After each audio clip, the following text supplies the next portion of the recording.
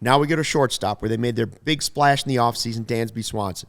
So where does Dansby rank in the NL Central among shortstops?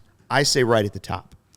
The very top of the list. The Cubs have vaulted at they had Nico. They were in a good spot at short, but now they've vaulted all the way to the top. So now you got 3 spots where they've gained ground on the division. Well, he's certainly the highest paid of all the shortstops in the division. Back-to-back days, our rankings and Delmetrics line up. Like, right. Incredible stuff. Nico at the top yesterday, and Dansby Swanson at the top for shortstops in this division. Then when you look down, you got O'Neal Cruz. I think that might be a little high. He's still got a lot to prove, but he's definitely have the highest ceiling in my opinion. Looks good. I was going to say, I think Willie Adames has a case, honestly, to be the best shortstop in this division because I think he was that good after the Brewers got him in 21. A little bit of a down year last. I think he was hurt for part of it. That affected him, but he's a really good player. I think he's a solid defender, a really good hitter. He's one of those guys that Milwaukee's going to rely on for sure. But like I mentioned yesterday, how second base might have been, off the top of my head, the deepest position in the division.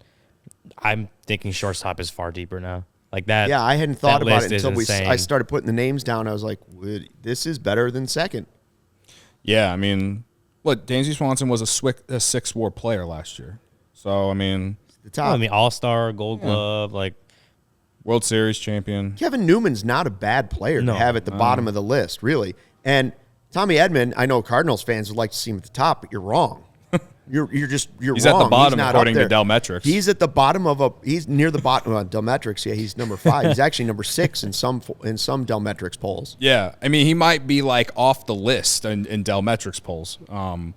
But big of me to put him on the list. Credit to me for doing that. Because you're a man of integrity. Man of integrity. See, Luke, I understand you. You understand me. That's right. This is how CHGO Cubs is just so, on tune all the time. So now, since, again, like I've said the last 2 days, Fangraphs won't allow Delmetrics as part of their rating system. We can't take it that seriously. So, yes, Tommy Edman. I honestly, if we can't use Delmetrics, I think Tommy Edman is, second, or not second, but third or fourth probably is good. But I do think O'Neal Cruz is a little high based off the list that his potential is just so high. Yeah, the potential is very high for O'Neal Cruz. I like I said a couple days ago, I think the Pirates will be a little scrappy, a little feisty team, kind of like maybe the Cubs last year in terms of like they're not an easy out. They're not an easy team to beat. You know how many times that we watched that Cubs team last year that was not good, but then they sweep the Phillies twice and they beat the Mets late in the season. And, I don't know. It's just, weird shit that you didn't expect. Yeah. I feel like that's what the Pirates can be this year because they do have a lot of young talent. And O'Neal Cruz is at the top of the list. It'll be a really fun team, I think, to watch with some of those young guys they have. I don't feel like the Pirates are going to be one of those teams that the Cubs can just go into Pittsburgh or they come into Chicago and we sit here and we're like, oh, well, Pirates are here. Cubs should win 2 or 3 at least. I do think it will be good games at least, and hopefully the Cubs win most of those games because if they don't, then they ain't making the playoffs. But O'Neal Cruz, the potential and the ceiling for him, I said it last year whenever I watched the first couple games, it was like, this guy's going to be a Cubs killer for years to come.